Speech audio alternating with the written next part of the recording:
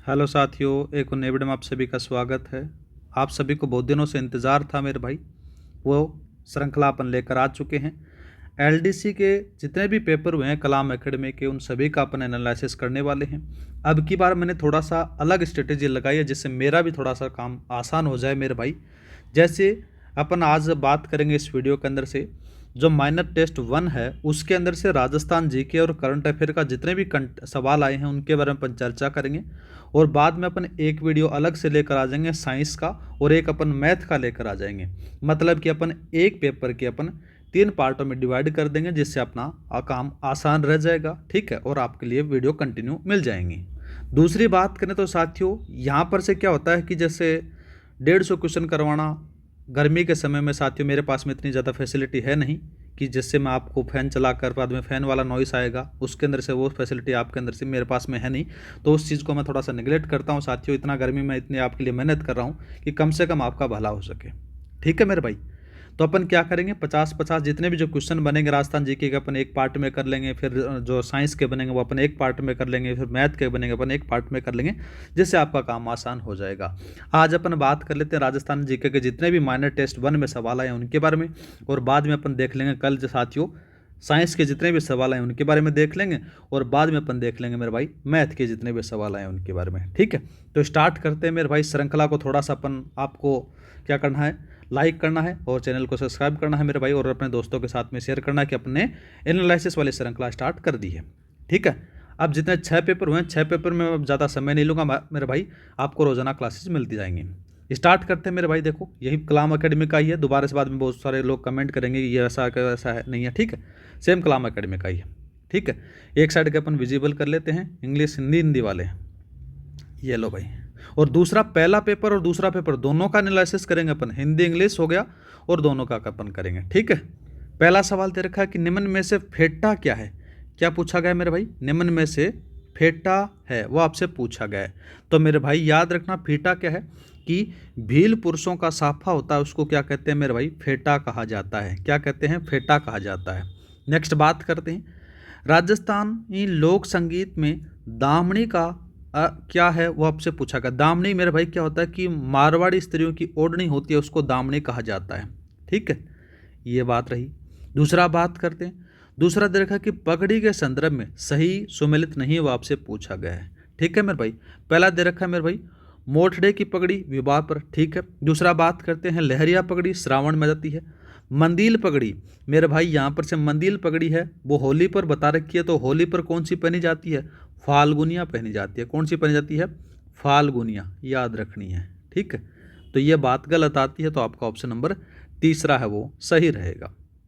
Next बात करते हैं, नेक्स्ट सवाल दे रखा कि अमोवा वस्त्र कब पहना जाता है वो आपसे पूछा गया है।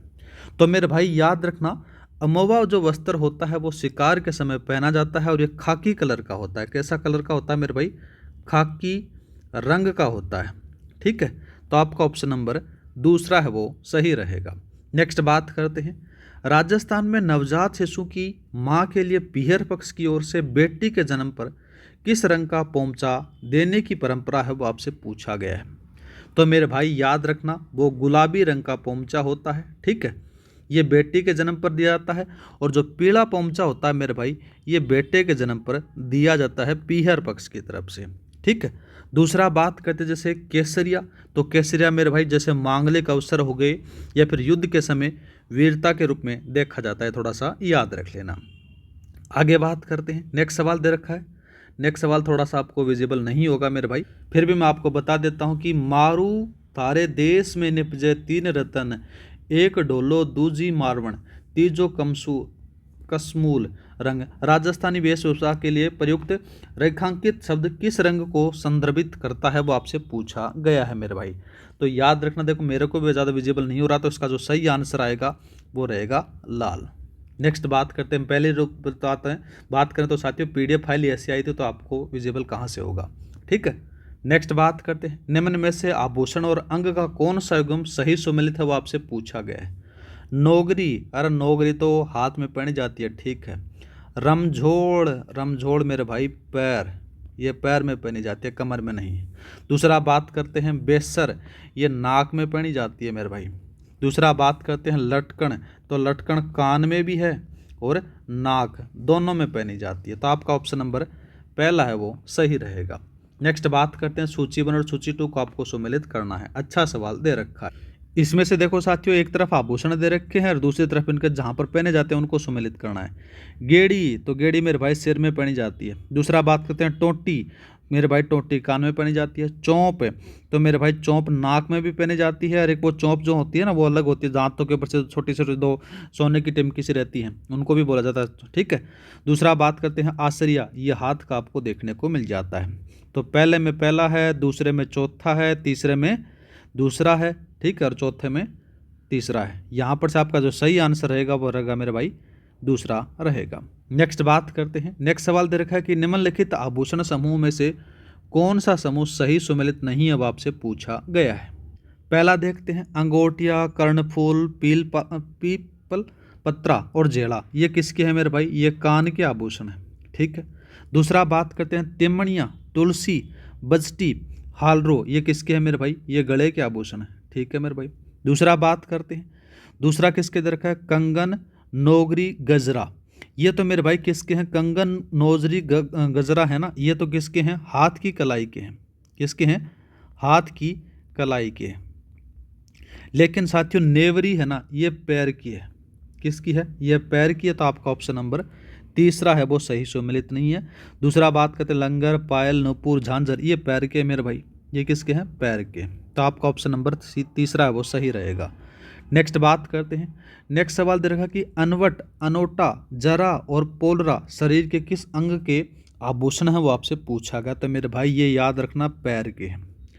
नेक्स्ट बात करते हैं तुलसी आभूषण महिलाओं द्वारा खालिस्तान में पहना जाता है, तो मेरे भाई ये गले में पहना जाता है, आपका ऑप्शन नंबर दूसरा सही रहेगा। नेक्स्ट बात करते हैं निम्न में से कौन कौन से आभूषण पुरुषों के हैं वो आपसे पूछा गया है, तो मेरे भाई जो छेल कड़ी है ये पुरुषों का है, किसका है मेरे भाई, पुरुष का है, और किस में पहना जाता है मेरे भाई, ये कान में पहना जाता है, ठीक है। दूसरा बात करते हैं मेरे भाई, दूसरा दे रखा है नरमुख, ये नरमुख मेरे भाई हाथ में पहना जाता है, पुरुषों का है मेरे भाई, ये भी याद रखना है, ठीक है।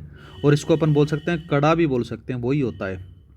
दूसरा बात करते हैं भंवर कड़ी, भंवर कड़ी के बारे में बात करें तो मेरे भाई ये किसका है, ये नाक का आभूषण है, और इसको महिला पहनती है, कौन पहनती है, महिला पहनती है। दूसरा बात करते हैं मेरे भाई तेदड़, तेदड़ मेरे भाई ये पैर का है, और किसका है, ये महिला का है मेरे भाई, ठीक है। तो पूछा गया पुरुषों के बारे में, तो पहला और दूसरा, पहला दूसरा आपका ऑप्शन नंबर पहला सही रहेगा। नेक्स्ट बात करते हैं कथन और कारण वाले सवाल दे रखे हैं। पहले अपन कथन देखते हैं कि जसनाथ जी ने मोक्ष प्राप्ति के लिए गुरु के निर्देशन में को अनिवार्य माना, ठीक बात आती है। दूसरा बात करते हैं तो जसनाथ जी ने गोरखमालिया में 12 वर्ष तक कठोर तपस्या की, ये बात भी ठीक है। लेकिन साथियों जो कथन है, कारण है, वो अभिकथन की व्याख्या आपको कहीं पर दिख रही है क्या, नहीं हो रही है, तो यहाँ पर से दोनों तो सही हैं लेकिन व्याख्या सही नहीं है, तो यहाँ पर से कौन सा रहेगा, ऑप्शन नंबर आपका चौथा सही रहेगा। नेक्स्ट बात करते हैं। नेक्स्ट सवाल दे रखा कि निम्न में से कौन सा युग्म सही सुमेलित नहीं है वो आपसे पूछा गया है। अच्छा सवाल दे रखा है। पहला बात करते हैं नवल संप्रदाय जोधपुर से है, गुदड़ संप्रदाय दांतड़ा है, भीलवाड़ा में है, ठीक है। चरणदासी संप्रदाय दिल्ली आपको देखने को मिलता है। नेक्स्ट बात करें निरंजनी संप्रदाय सुलाखिया चूरू दे रखा, तो मेरे भाई ये बात गलत आती है, ठीक है, सुमेलित नहीं है। तो निरंजनी संप्रदाय के बारे में बात करें तो मेरे भाई कौन सा याद रखना है, गाड़ा याद रखना है। गाड़ा कहाँ पर से मेरे भाई, तो याद रखना डीडवाना नागौर, ठीक है, डीडवाना नागौर आपको याद रखना, तो यहाँ पर से इसको मैच हो जाता है। नेक्स्ट बात करते हैं सुमेलित करना है सूची 1 और सूची 2 के बारे में अपने को देखना है। पहला दे रखा है कामा, क्या दे रखा है मेरे भाई, कामा दे रखा है, तो कामा का मदन मोहन जिया जाता है। दूसरा बात करते हैं तो कोटा, तो यहाँ पर से कौन रहता है, मथुरेश जिया जाता है, ये लो भाई। नाथ द्वारा बात करें तो विठल दास जिया, ये लो भाई। दूसरा बात करते हैं सूरत में बालकृष्ण जिया जाता है, तो यहाँ पर से पहला दूसरा तीसरा मैच हो रहे हैं, तो आपका ऑप्शन नंबर दूसरा सही रहेगा। नेक्स्ट बात करते हैं संत दादू दयाल के बारे में निम्न कथनों पर आपको विचार करना है। अच्छा सवाल दिया गया है मेरे भाई, ठीक है। इसके बारे में अगर बात करें तो पहला दे रखा कि दादू जी ने 1585 में मुगल सम्राट अकबर से फतेहपुर सीकरी में भेंट की, ठीक बात आती है। दादू जी के उपदेश का संकलन दादू जी की वाणी या फिर दादू जी रादुहा में है, ठीक बात आती है। दूसरा दे रखा है कि लाल नाथ जी और चोखन नाथ जी दादू जी के शिष्य थे। एक दो नाम और ही याद रखना। क्या नाम याद रखना इन शिष्यों का? नाम आता है रज्जब जी, ठीक है, रज्जब जी भी इनके शिष्य थे। दूसरे का नाम आता है मेरे भाई, क्या नाम आता है? सुंदर दास जी, ठीक है, ये भी याद रखना, ये भी इनके शिष्य थे। तो ये भी बात ठीक है। दूसरा बात करते हैं तो दादू जी ने अपना प्रथम उपदेश सांबर में दिए थे। यहाँ पर से मेरे भाई देखो, थोड़ा सा इसमें से बात मैंने गलत कर दी। देखो यहाँ पर से कौन सा आएगा कि लालनाथ जी और चोरखनाथ जी ये दादू जी के शिष्य नहीं थे, ये बात गलत आती है। और इनका जो प्रथम उपदेश था वो यहाँ पर से सांबर में दिया गया था, तो ये बात तो गलत आती है मेरे भाई। इनके जो शिष्य थे रज्जब जी और सुंदरदास जी थे। पहला, दूसरा और चौथा सही है। पहला, दूसरा, चौथा आपके ऑप्शन नंबर चौथा सही रहेगा, ठीक है। नेक्स्ट बात करते हैं, संत मावजी के संबंध में निम्न में से असत्य है वो आपसे पूछा गया है। पहला देखते हैं कि मावजी ने चोपड़ा नामक ग्रंथ की रचना की थी, ठीक बात आती है। मावजी द्वारा लसाड़िया आंदोलन चलाया गया, ये बात भी ठीक है। मावजी ने सांगलिया धुनी की स्थापना की, ये बात साथियों गलत आती है। सांगलिया धुनी के बारे में अगर बात करें ना मेरे भाई, यहाँ पर से क्या आता है, सांगलिया धुनी की जो स्थापना होती है सबसे पहले बात करें तो सिक्कर में होती है। किसके द्वारा की जाती है? तो मेरे भाई याद रखना, लक्कड़दास द्वारा होती है, लक्कड़दास जी के द्वारा की जाती है। मावजी के द्वारा अगर बात करें तो मेरे भाई याद रखना, मावजी के द्वारा साबला, साबला कहाँ पर से? डूंगरपुर में। साबला डूंगरपुर मुख्य केंद्र था इनका, याद रखना है। क्या था? मुख्य केंद्र था, न कि सिक्कर। तो ये बात गलत आती है, तीसरा इसमें से असत्य है। नेक्स्ट बात करते हैं। नेक्स्ट सवाल दे रखा है मेरे भाई, देखो क्या सवाल दे रखा कि ब्रह्म चरित्र, भक्ति सागर, दया बोध आदि ग्रंथों का संबंध किस संप्रदाय से है वो आपसे पूछा गया है मेरे भाई। तो याद रखना ये चरणदास जी संप्रदाय से है, तो आपका ऑप्शन नंबर दूसरा सही रहेगा। नेक्स्ट बात करते हैं, प्रथम बार पुत्र के जन्म के अवसर पर बालक और उनके परिवार को ननिहाल पक्ष द्वारा वस्त्र व आभूषण दिए जाते हैं, यह रिवाज कहलाता है। तो मेरे भाई ये क्या कहलाता है? ये कहलाता है जामना। तो आपका ऑप्शन नंबर पहला सही रहेगा। दूसरा बात करते हैं, पहरावणी क्या होता है? तो याद रखना, विवाह के समय वर पक्ष द्वारा विदा जो वस्त्र दिए जाते हैं उनको कहा जाता है, ठीक है। दूसरा बात करते हैं मायरा, ये तो आप सब जानते हो बात होता है। जुहारी बात करते हैं, जुहारी क्या होता है मेरे भाई? जैसे शुभ कार्य पर बड़ों को दी जाने वाले जो नगद या फिर भेंट होती है ना, उसको जुहारी कहते हैं, ठीक है। नेक्स्ट बात करते हैं 20 का सवाल। 20 के सवाल में कहा गया कि दूल्हे की बारात के प्रस्थान के बाद घर की स्त्रियों द्वारा लोक नाट्य के रूप में एक नकली विवाह का आयोजन किया जाता है, वो क्या कहलाता है? तो मेरे भाई उसको टूटिया कहा जाता है। और ज़्यादा टूटिया आपको देखने का है तो मेरे भाई हरियाणा में चले जाना, बहुत बार इनको बहुत बढ़िया तरीके से मनोरंजन होता है, यहाँ पर से नकली विवाह होता है। नेक्स्ट बात करते हैं, 21 का सवाल दिया गया है। इसमें कहा गया कि सुमेलित नहीं है वो पूछा गया है। हथ बोलनो, तो मेरे भाई दुल्हन का प्रथम परिचय होता है, ठीक है। ओलंदी बात का तो वधू के साथ उनके पीहर से आया हुआ निकट संबंधी होता है, ठीक है। बिनोटा बात करें तो मेरे भाई बिनोटा क्या होता है? याद रखना, दूल्हा और दुल्हन की शादियों को जूतियों को कहा जाता है, न कि बारात के स्वागत की एक रस्म होती है, बात गलत आती है। तो आपका ऑप्शन नंबर तीसरा सही रहेगा। नेक्स्ट बात करते हैं, निम्न में से कौन सा संस्कार बच्चे के जन्म से पहले का है वो आपसे पूछा गया है मेरे भाई, ठीक है। तो यहाँ पर से इसका सही आंसर रहेगा पुष्पवन संस्कार।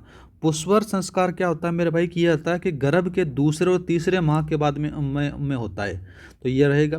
दूसरा बात करते हैं निष्क्रमण संस्कार। इसके बारे में अगर बात करें तो मेरे भाई जन्म के चौथे महीने के में बच्चे को पहली बार घर से बाहर निकला जाता है, उसको कहा जाता है। दूसरा बात करते हैं चूड़ाक्रम संस्कार, तो मेरे भाई जन्म के बाद पहले दूसरे वर्ष में सिर के जो बाल मुंडवाए जाते हैं उनको कहा जाता है। नेक्स्ट बात करते हैं यहाँ पर से कर्णवेद संस्कार, ये मतलब कि जन्म के बाद में जो कान छेदने की रस्म होती है उसको कहा जाता है, ठीक है, थोड़ा सा याद रखना। नेक्स्ट बात करते हैं, निम्न में से कौन सी रस्में विवाह की हैं वो आपसे पूछा गया है। अच्छा सवाल है। टूटिया हो गया जो अभी अपन देख कर आए थे, सामेला भी हो गया, कन्यावल्य भी हो गया, ये बात भी ठीक है।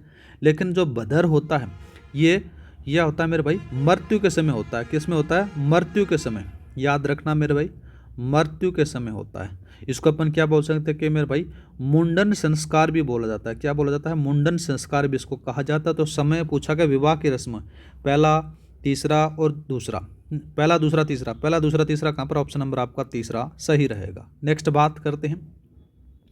नेक्स्ट सवाल दे रखा कि निम्न में से बखेर का संबंध किससे है, तो आपको पता है मेरे भाई कि अंत्येष्टि संस्कार से इसका संबंध आपको देखने को मिलेगा, तीसरा नंबर, चौथा नंबर सही रहेगा इसका। नेक्स्ट बात करते हैं। नेक्स्ट सवाल में कहा कि महावीर चक्र से सम्मानित होने वाले प्रथम राजस्थानी कौन थे, चूनाराम फगेड़िया थे, ऑप्शन नंबर आपका दूसरा सही रहेगा। नेक्स्ट बात करते हैं कि 1857 में झांसी की रानी लक्ष्मीबाई की भांति अपना शौर्य और पराक्रम दिखाने वाली सूंजा कंवर राजपुरोहित कहाँ की निवासी थी, तो मेरे भाई वो लाडनू की निवासी थी। नेक्स्ट बात करते हैं। पत्रकारिता का भीष्म पिता किसे कहा जाता है, वो आपसे पूछा गया है, तो मेरे भाई याद रखना जाबरमल शर्मा को कहा जाता है। नेक्स्ट बात करते हैं। निम्नलिखित में से किसने, यहाँ पर से दे रखा है मेरे भाई, अमरदास वैरागी छदम नाम रखकर अपना अधिकांश समय मालवा और वागड़ क्षेत्र में व्यतीत किया, किसको कहा गया, किसने किया मेरे भाई, जोरावर सिंह बारठ के द्वारा किया गया, ऑप्शन नंबर आपका पहला सही रहेगा। नेक्स्ट बात करते हैं। कौन सी कविता सुनने के बाद शाही नरेश ब्रिटिश वायसराय से मिलने के लिए दिल्ली नहीं गए थे, वो आपसे पूछा गया है मेरे भाई, तो याद रखना चेतावनी या चुंगटिया सुनने के बाद में वो दिल्ली नहीं गए।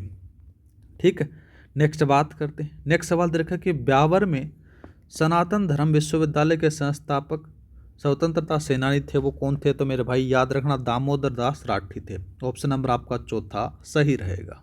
नेक्स्ट बात करते हैं कि अमरचंद भाटिया को 1857 के स्वतंत्रता संग्राम में ब्रिटिश शासन द्वारा सर्वप्रथम फांसी दी गई, उनका संबंध राजस्थान के किस स्थान से था, तो मेरे भाई याद रखना वो बीकानेर से थे। नेक्स्ट बात करते हैं। राजस्थान स्थित बालूका स्तूपों के संदर्भ में निम्न में पर विचार करना है। ठीक है, राज्य के सूरतगढ़, श्रीगंगानगर, पोखरण और मोहनगढ़ जैसलमेर क्षेत्र में तारा बालूका स्तूप पाए जाते हैं। ठीक है, दूसरा बात करते हैं तो सीप अनुप्रस्थ बालूका स्तूप का उदाहरण है, ये मेरे भाई अनुप्रस्थ का नहीं है, तो फिर किसका है, ये अनुधैर्य का है, किसका है मेरे भाई, अनुधैर्य का है, याद रखना है। तो आपका केवल ए सही है, ऑप्शन नंबर आपका पहला सही रहेगा। नेक्स्ट बात करते हैं। निम्न में से ब्यावर स्थित दर्रे आपसे पूछा गया है, तो मेरे भाई यहाँ पर से ब्यावर वाले कौन कौन से हैं, कचबाली दर्रा, परवेरिया दर्रा, शिवपुरा घाट दर्रा, ये आपको देखने को मिलेंगे ब्यावर में, ए बी सी। जिलवाड़ा दर्रा के बारे में बात करें तो मेरे भाई यहाँ पर से आपको देखने को मिलेंगे पागलिया की नाल, मेवाड़ क्षेत्र में आपको देखने को मिलेंगे, राजसमंद और पाली सीमा पर आपको देखने को मिलता है, ये नहीं है। तो पहला ए बी सी कहाँ पर है, तो ए बी सी आपका ऑप्शन नंबर चौथा सही रहेगा। नेक्स्ट बात करते हैं। राजस्थान स्थित पूर्व के मैदान के संदर्भ में असत्य कथन है, वो आपसे पूछा गया है। ठीक है, पहला बात करते हैं तो विंध्य पठार इस प्रदेश की दक्षिण पूर्वी सीमा पर स्थित है। ठीक है, देवगढ़ का पीडमांट मैदान इस प्रदेश का अभिन्न अंग है, ये बात भी ठीक है। यह राजस्थान में सर्वाधिक उत्खात स्थलाकृति पाया जाने वाला प्रदेश है, ये बात भी ठीक है। दूसरा बात करते हैं इस मैदान में स्थित धौलपुर डांग की रानी तो किसको कहते हैं, करौली को कहते हैं लला, यही बात गलत आती है, तो आपका ऑप्शन नंबर चौथा गलत है। नेक्स्ट बात करते हैं। नेक्स्ट सवाल दे रखा कि निम्नलिखित भूआकृतिक प्रदेश और भूदृश्य में असुमेलित है युग में, वो आपसे पूछा गया है। पहला देखते हैं, शाहबाद उच्च भूमि प्रदेश, तो रामगढ़ क्रेटर ठीक है। बूंदी पर्वत प्रदेश, खटखट दर्रा ठीक है। मध्य माही बेसिन 56 का मैदान है। ऊपरमाल का पठार, तो मेरे भाई ये ऊपरमाल का जो पठार है ये तो चित्तौड़गढ़ और भीलवाड़ा के बीच में है। जरगा चोटी के बारे में बात करें तो जरगा चोटी है ये उदयपुर और राजसमंद के बीच आ जाती है, तो आपका ऑप्शन नंबर चौथा गलत है। नेक्स्ट बात करते हैं। राजस्थान के नए जिलों के निर्माण से संबंधित निम्नलिखित में से कौन सा समूह समयानुसार क्रम में अनुसार सही है, वो आपसे पूछा गया है। अच्छा सवाल है मेरे भाई। सबसे पहले अगर बात करें तो धौलपुर जना बनता है, यहाँ पर से धौलपुर कब बनता है, तो 15 अप्रैल की बात आती है, 15 अप्रैल 1982 में बनता है 27वां।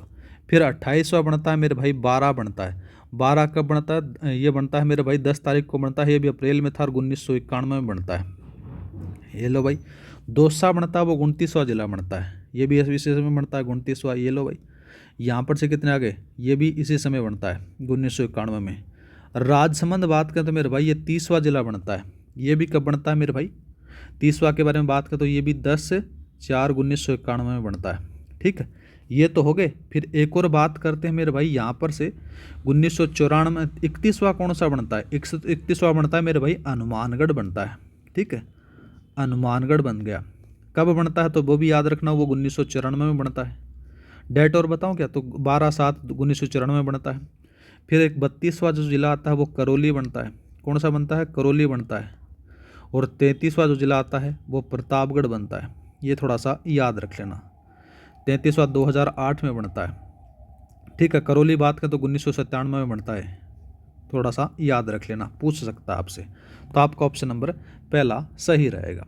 नेक्स्ट बात करते हैं, राजस्थान स्थित डंग गंगधर उच्च प्रदेश के संदर्भ में निम्न में से सत्य कथन नहीं है, वो आपसे पूछा गया है। पहला देखें तो यह हाड़ौती पठार का दक्षिणी पश्चिमी भाग है। ठीक है, इस प्रदेश में धरातलीय विविधता बहुत कम है, ये बात भी ठीक है। चंबल नदी इस प्रदेश के पूर्वी सीमा बनाती है, ये बात गलत आती है। तो आपका ऑप्शन नंबर तीसरा गलत है। नेक्स्ट बात करते हैं, राजस्थान के मरुस्थलीय भाग का लगभग कितना क्षेत्र बालू का स्तूप मुक्त प्रदेश पूछा गया है। एक तो मुक्त है मेरे भाई, ठीक है, और एक आता है युक्त आता है। पहले बात करते हैं मुक्त। मुक्त का कितना परसेंट, तो 41.5% है मेरे भाई। और युक्त के बारे में पूछा था तो 58.5% आपको देखने को मिलेगा। तो पूछा कौन सा गया, मुक्त पूछा गया, तो ये आपका ऑप्शन नंबर तीसरा सही रहेगा। नेक्स्ट बात करते हैं, निम्न में से असत्य कथन को चुनना है, वो आपसे पूछा गया है मेरे भाई। अच्छा सवाल दे रखा है। पहला देखते हैं, अरावली एक अवशिष्ट पर्वतमाला का उदाहरण। ठीक है, हाड़ौती पठार लावा मिश्रित सेल और विंध्य सेलों का सम्मिश्रण है, ये बात भी ठीक है। थार मरुस्थल का सामान्य ढाल है वो दक्षिण पश्चिम से उत्तर पूर्व की ओर है, ये बात भी ठीक है। नहीं, ये बात ठीक नहीं आती। क्यों नहीं आती मेरे भाई, तो इसको अपन आंसर लगा देते हैं। इसका जो ढाल है वो कौन सी साइड में आएगा मेरे भाई, याद रखना, उत्तर पूर्व से दक्षिण पश्चिम की ओर है।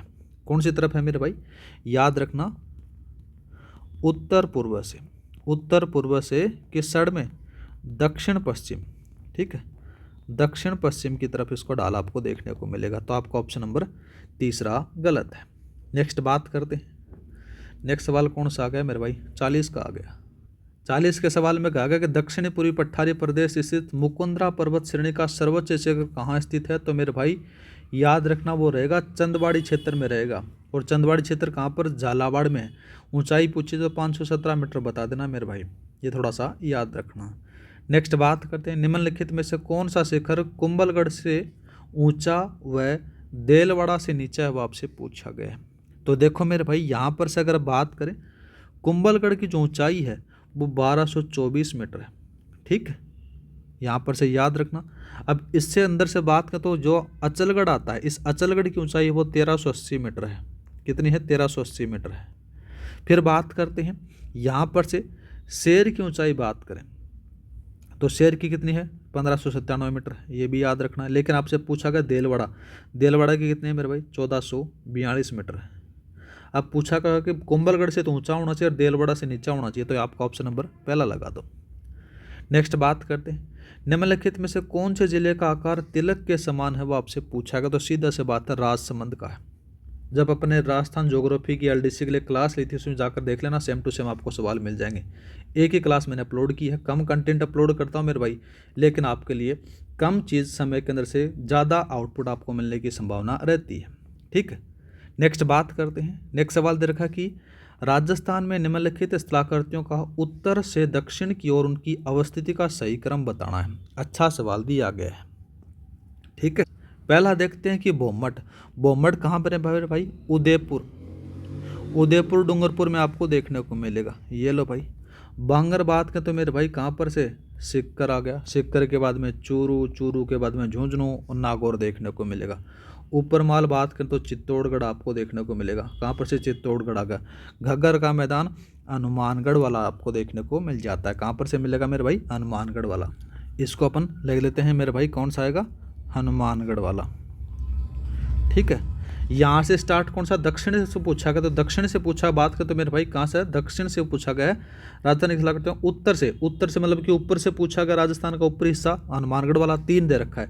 3 वाला ये कट गया 2 बचते हैं। हनुमानगढ़ से जैसे ही नीचे आओगे मेरे भाई, कौन सा जाता है, यहाँ पर से आपको देखने को मिलेगा सिक्कर चूरू झुंझुनू वाला, ये 3 आ गया। तो आपका ऑप्शन नंबर, फिर चित्तौड़गढ़ वाला था, फिर आपका ऑप्शन नंबर चौथा लगा दो। नेक्स्ट बात करते हैं, राजस्थान के धरातलीय स्वरूपों के संबंध में निम्नलिखित में से कौन सा कथन गलत है वो आपसे पूछा गया है। अच्छा सवाल दिया गया है। पहला देखते हैं तो अरावली विश्व की प्राचीनतम वलित पर्वत श्रेणियाँ, ठीक बात आती है। अरावली प्रदेश की उत्पत्ति अंगारा लैंड से हुई है, ये बात गलत आती है। ठीक है, तो यहाँ पर से आपका दूसरा गलत है, यही लगा दो आप। नेक्स्ट बात करते हैं, मालपुरा करौली का मैदान किस नदी बेसिन का भाग है वो आपसे पूछा गया है। तो मेरे भाई ये बनास बेसिन का है, तो आपका ऑप्शन नंबर चौथा सही रहेगा। नेक्स्ट बात करते हैं। नेक्स्ट सवाल दे रखा कि निम्न में से पूर्व के मैदान से संबंधित असत्य कथन है वो आपसे पूछा गया है।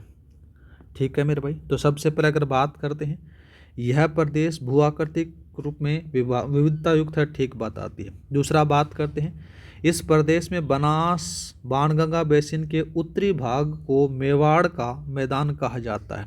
नहीं भाई, किसको कहा जाता है? दक्षिणी भाग को कहा जाता है। किसको कहा जाता है? दक्षिणी भाग को कहा जाता है, ये थोड़ा सा याद रखना। उत्तरी भाग को किस में कौन सा आएगा मेरे भाई? यहाँ पर से उत्तरी भाग में आएगा मालपुरा करौली का मैदान, उसको कहते हैं। तो आपका ऑप्शन नंबर दूसरा है वो गलत है। नेक्स्ट बात करते हैं। नेक्स्ट सवाल देखा कि निम्नलिखित पठारों के पश्चिम से पूर्व की ओर व्यवस्थित क्रम की पहचान कर सही उत्तर का चयन करना है। ठीक है साहब, सबसे पहले अगर बात करें तो यहाँ पर से कौन सा है? आबू आ गया, सिरोही में आ जाता है। फिर बोराट, ये उदयपुर राजसमंद में आता है। फिर लसाड़िया उदयपुर में आएगा। फिर ऊपरमाल भीलवाड़ा चित्तौड़गढ़ में आता है। आड़ोती कोटा बूंदी बारह वाले में क्षेत्र में मिल जाता है। तो ये आपका आंसर लगा। तो मेरे भाई ऐसे सवाल पूछती है, थोड़ा सा मैप से ज्योग्राफी पढ़ोगे तो ज़्यादा समझ में आएगा। नेक्स्ट बात करते हैं, राजस्थान के बाप बोल्डर्स की सेलें निम्नलिखित में से किस भूगर्भिक काल की हैं वो आपसे पूछा गया है मेरे भाई। तो याद रखना वो कार्बोनिफेरस और प्रीमियम काल की आपको देखने को मिलती है। ठीक है, तो आपका ऑप्शन नंबर दूसरा सही रहेगा। नेक्स्ट बात करते हैं, विंध्य कगार भूमि प्रमुखतः निर्मित है, तो किसकी निर्मित है मेरे भाई? ये बालू का पत्थर और सेल से निर्मित है। तो आपका ऑप्शन नंबर तीसरा सही रहेगा। ठीक है, अब यहाँ पर से आपके साइंस के सवाल आ जाते हैं। तो साइंस के सवाल अपन साइंस वाली क्लास में करेंगे मेरे भाई। अब चलते हैं थोड़े से और करंट अफेयर के सवाल बच जाते हैं ना, उनके बारे में और चलते हैं। फिर अपने पास में से कितने पर आएंगे? ये भी साइंस का है, ये भी साइंस का है, ये भी साइंस का है, ये भी 72 वाला भी है, 74 का भी है, 76 का भी है, डेक्रोन वाला ये भी ठीक है, जो कठोरता वाला भी है।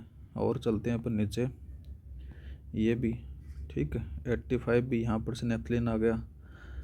ठीक है, ये भी आ गया, क्वथनांक वाला ये भी आ गया।